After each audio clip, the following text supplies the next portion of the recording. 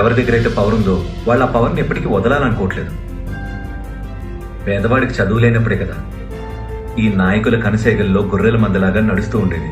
And అందరికీ తెలిసిన విషయమే ఈ చదువు లేని వారే వారి ఓటు బ్యాంక్ అని. వీళ్లే జాతి మతం కులం అని ఓట్లేస్తుంటారు. అందుకే డాక్టర్ అంబేద్కర్ 1942లోనే చెప్పారు, ఎడ్యుకేట్, అజిటేట్ అండ్ ఆర్గనైజ్. చదువు అన్నది జీవితాలు ఎలా మారుస్తుందో గట్టిగా నమ్మిన ప్రభుత్వంగా ఈ 4 సంవత్సరాలుగా ప్రతి అడుగు ఆ పిల్లల కోసం వేశాం. రాబోయే తరాలు ప్రపంచంతో పోటీ పడాలి, రాబోయే తరాలు పేదరికం నుంచి బయటికి రావాలి అనంటే ఖచ్చితంగా వాళ్ళందరూ కూడా గొప్పగా చదవాలి. చదువు అనేది పిల్లలకు మనం ఇవ్వబోయే ఒక గొప్ప ఆస్తి. ప్రతి అడుగు it should lead to people moving out from this platform to a better platform. ఈ ఆంధ్ర రాష్ట్రంలో గర్వంగా చెప్తా ఉన్నాం, రైట్ టు ఇంగ్లీష్ ఎడ్యుకేషన్ అని చెప్పి మేము ఇస్తున్నాము అని చెప్పి కూడా గర్వంగా కూడా చెప్తా ఉన్నాం.